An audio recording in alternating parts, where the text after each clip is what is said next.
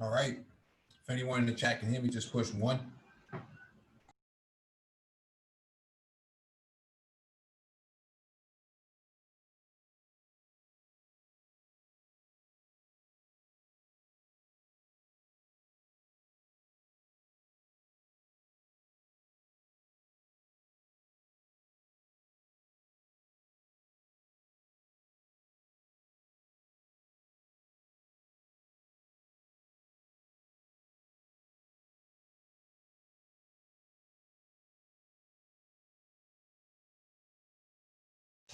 All right. Thank you for that confirmation.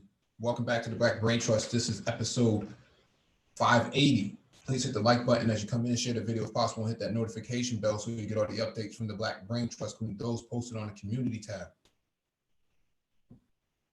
There's a document in the description beneath the video for you to follow along with. If you want to engage in the discussion, there'll be a link in the chat for you to click on. When you click on the link, make sure you raise your hand so that one of us can acknowledge you and advance you to the panel.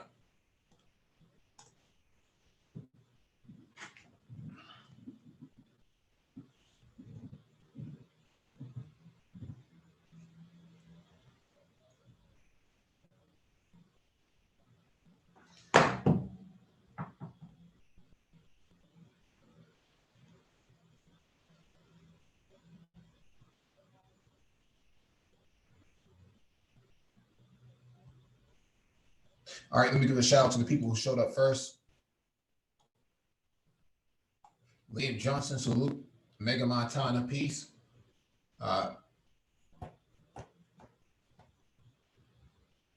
Mugen Black, congratulations and peace to you as well. Mayer, peace to you as well. Terrence Forrest Jr., peace to you as well. So let me get started real quick, man. We don't have a whole lot that we need to go over, but just wanted to go over this article real quick.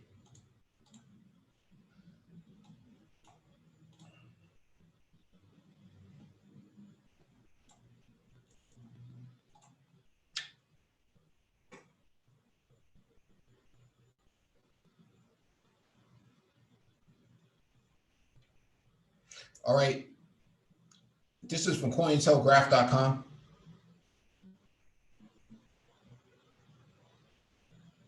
Chinese economists say 2020 is the tipping point for blockchain. China's economists say says signs have shown 2020 is an important year for the integration or integrating blockchain within all industries.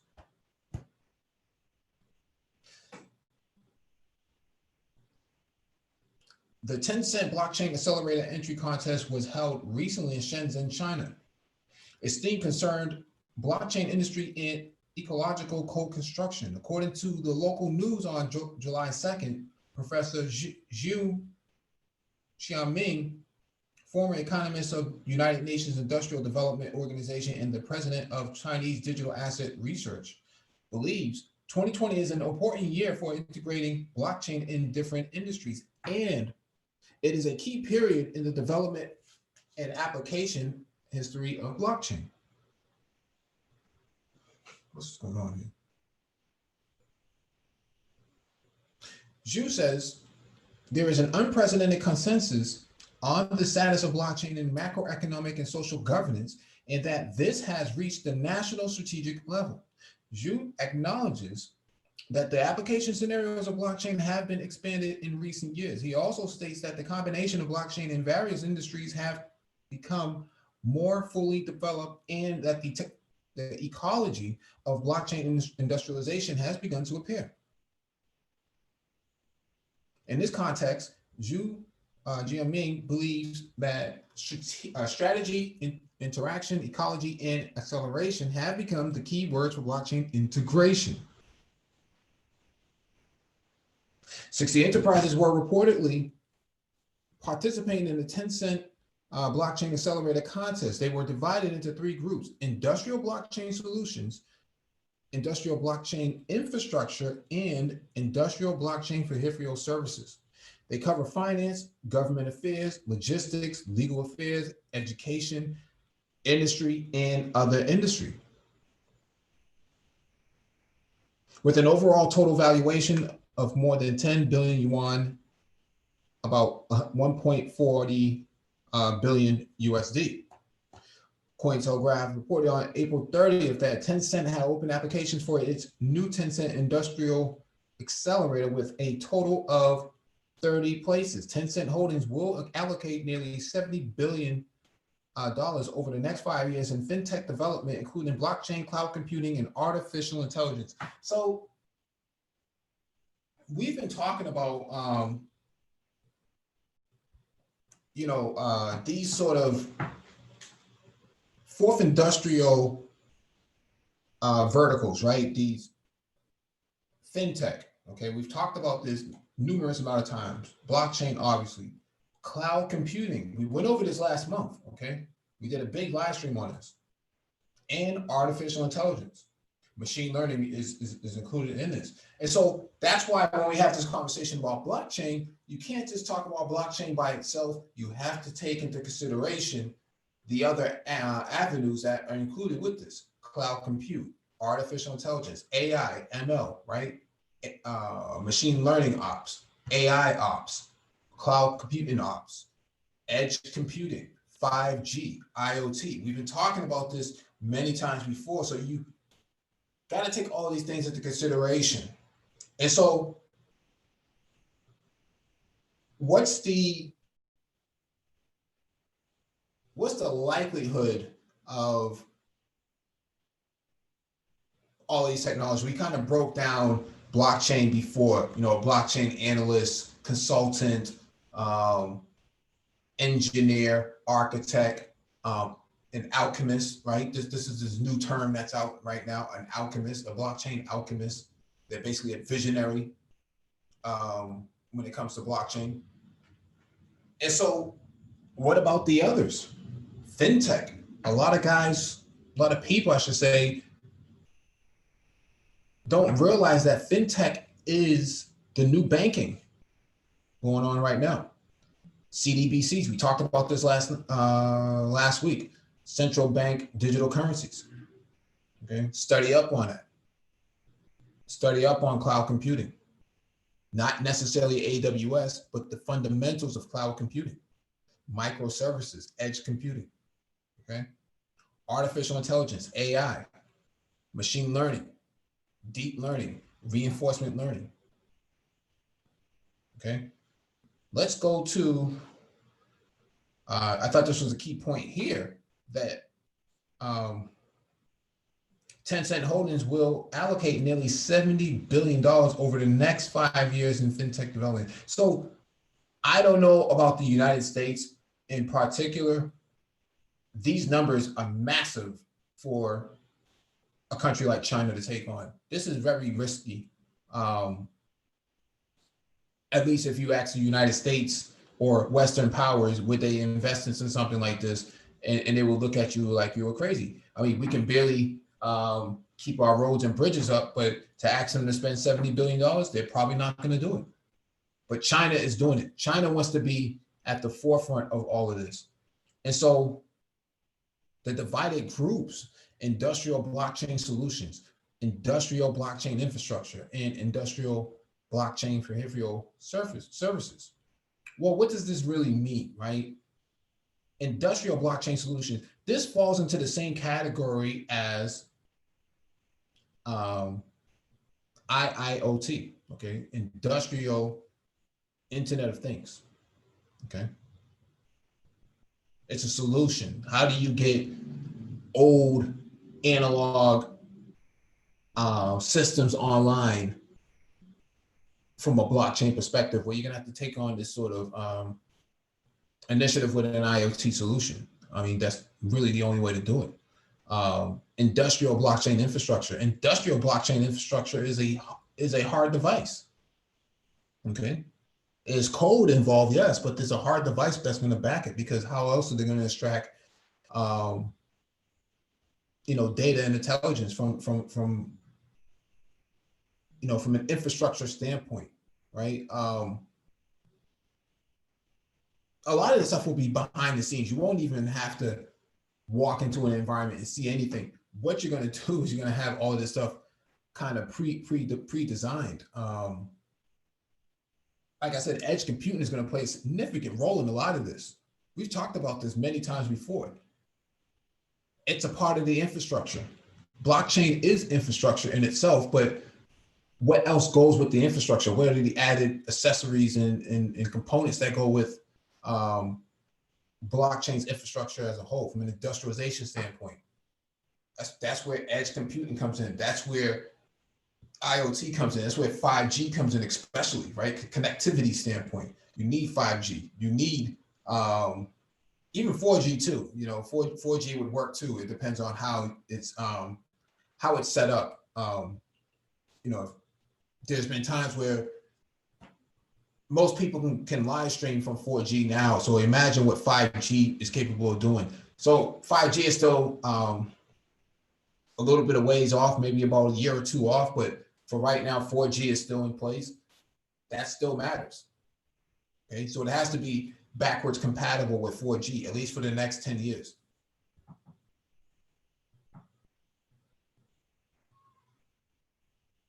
Okay, so what am I reading, right? Let me pull up a book real quick.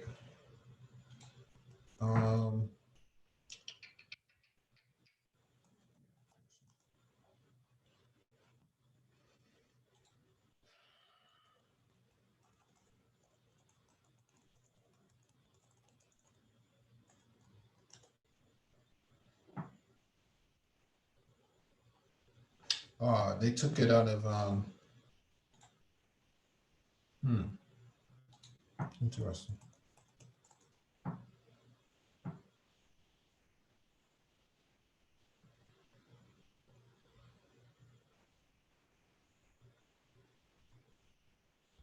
All right, let me see if I can find it, because Pearson used to have it, but they it seems that they have taken it out of circulation.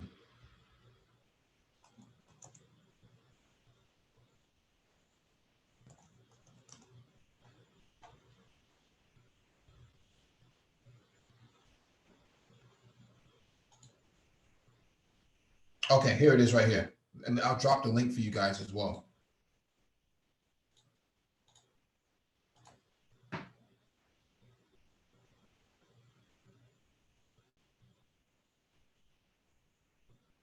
All right, so this is the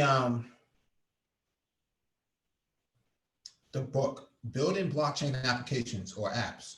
Okay, I got this pre-COVID.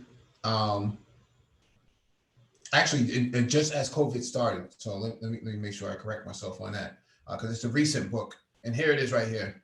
Okay.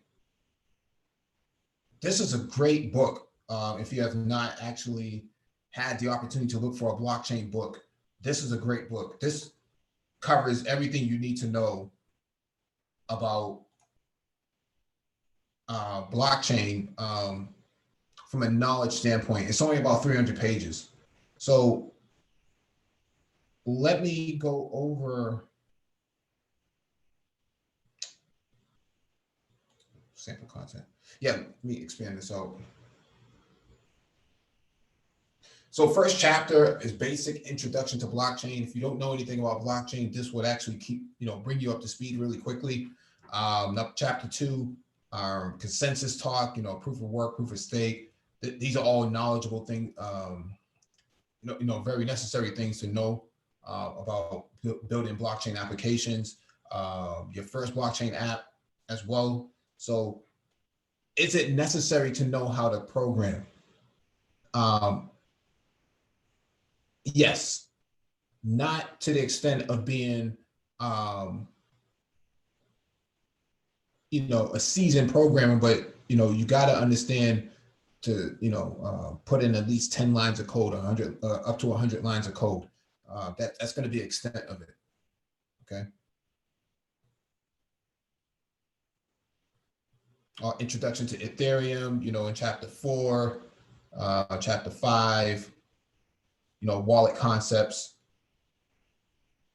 And then chapter 6, smart contracts. This is pretty straightforward stuff. It's pretty legible, and you should be able to catch it probably in about a month or so. Okay. I always recommend guys or people actually study for about 90 minutes a day. That's the, for an adult, that's more than enough time. Okay, you should be able to absorb that much information in that much time. This is just my opinion and my experience. I don't think people should be spending 4 hours a day studying. You're an adult. You're not in high school. You're not in junior college or anything like that. 4 hours a day is a lot of time to study for something. That's just my opinion. I could be wrong about that. I think everybody has a different strategy, but my strategy in particular is to spend about 90 minutes. That's it. Anything more than that, you must be unemployed. Okay.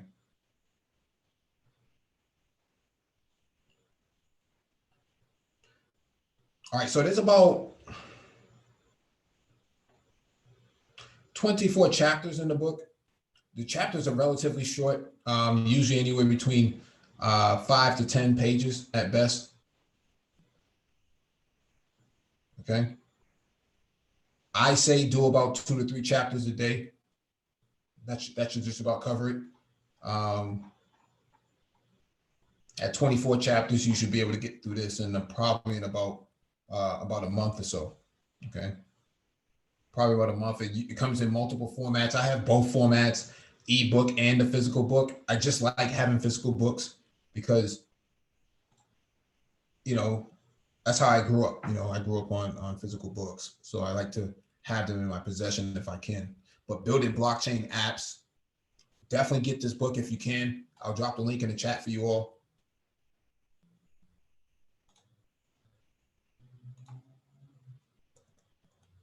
Drop this link in the chat.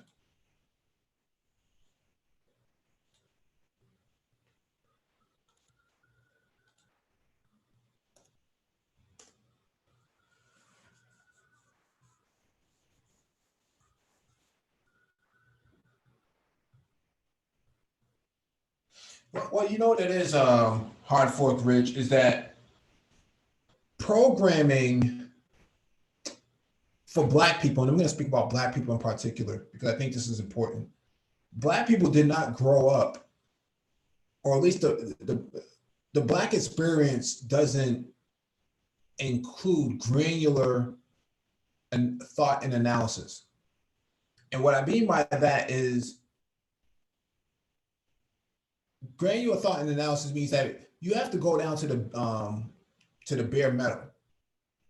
And for programming, it means that you have to actually put in some time to sit in front of a screen and actually get this right by any means necessary.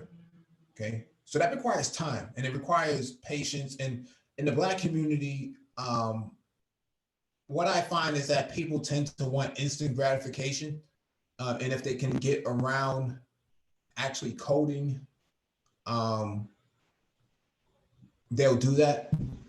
And also coding involves math, at least mathematical structures. And a lot of Black people fail that math for a variety of reasons. Man, they may have been put in sped classes or their public school system was terrible. And so there's a knowledge gap that creates a skills gap. And so I understand what you're saying, but I understand the plight too. I understand the plight for a lot of people. I came into IT in the early 2000s. Network guys worked on networks, okay? Cisco guys worked on Cisco stuff. Windows guys worked on, Windows stuff. And programmers were the SMEs, right? They basically, if they knew C++ or Java or something like that, that's what they did. So in IT, things were siloed. And then I think in the Black community too, those type of things were siloed at one point too. People just generally did not code. People just did not do that. And this is why when it comes from an academic standpoint, a lot of your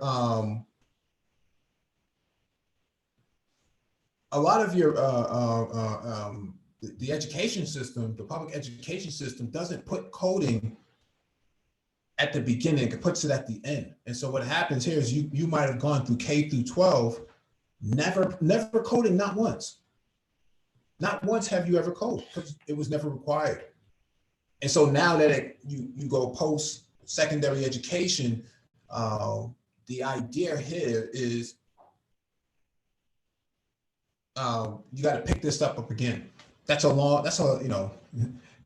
it takes a while for people to get acclimated with that type of stuff. Even for myself, I didn't code in school like that. I mean, we had DOS, right? We had logo and stuff like that, but we didn't have coding to the extent that we have now, right?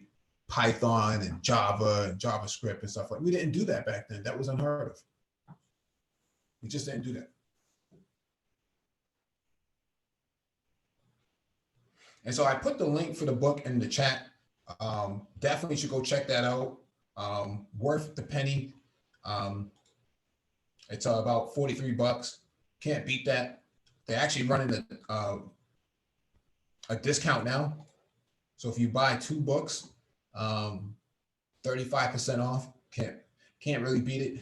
I'm a stickler for buying content because I don't believe in stealing stuff. So however you go about doing it is your business, but I recommend people buy stuff. I like, physical copies of books if I can get them. I do have a lot of books that are not physical at all. They're still in ebook format. And so for that purpose, I have a separate tablet just to read it off, a Chromebook just to read it off.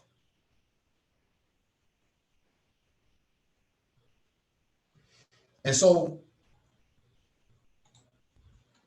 2020 is a tipping year, right? This is what they're talking about. That's why I say, IT help desk and stuff like that, that's cool. But if you want to get into fourth industrialization, this is where it is. Cyber connected systems, right? Blockchain, cloud computing, artificial intelligence, machine learning, IoT, 5G, edge computing, autonomous vehicles, electric vehicles, micro transportation, right? 3D printing. I will throw that in there as well. 3D printing. It's another source of connected systems.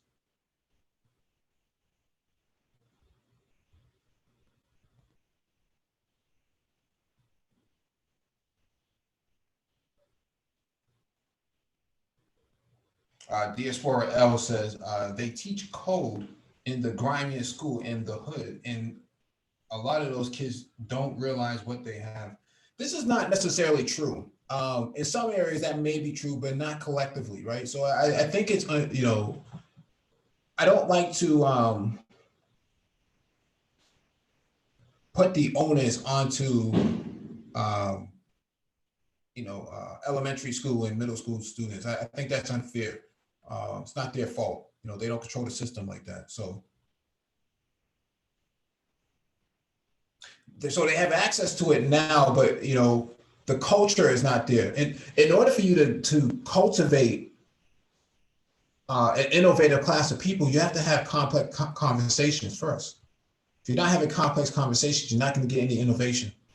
And so you could throw all the coding classes and access to Khan Academy all you want to, but if the culture is not there, it's never going to work. That's why Silicon Valley is where Silicon Valley is now. Silicon Valley and Hollywood are completely away from the political structures of America. Washington, D.C., Wall Street, right? They're away from the capitalist and political structures, and they completely separate, and they kind of put into sort of this incubated environment. And so they're allowed to kind of grow without having government and bureaucratic interference. I think the same is true for Black people. I think that when it comes to tech, prison culture plays a significant role as to why some people don't really gravitate towards it, because there's no supporting culture on the ground, right? It's not cool to be a nerd. It's not cool to be a geek in that sense. I mean, people are starting to conflate geek and nerd with anime, but that's not really being a geek or a nerd. Anybody could watch that stuff. So I don't consider that to be geeks and nerds or of the like. I think that there has to be an innovative culture, but that starts with a complex conversation. And a lot of times you try to have a complex conversation, even in these YouTube streets of the manosphere, a lot of people are not interested in that because they don't think that it's necessary. They think that, the way the system is what it's always going to be going forward. They will be sorely disappointed in the next 2 to 3 years. See radical changes within the system that will leave Black people behind permanently. Some of them, if not a whole lot of them, I would say 90% of Black people will get left behind because they cannot pivot to fourth industrialization in a way that would benefit them.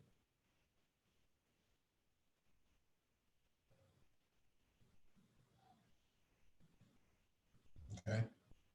But it's 8:30 and I'm going to sign off, man. I don't think anybody's trying to get on. Yeah, so hit the like button if you've not already done so and share the video if possible. Hit that notification bell so you get all the updates from the Black Brain Trust, including those posted on the community tab. Shalom, everyone.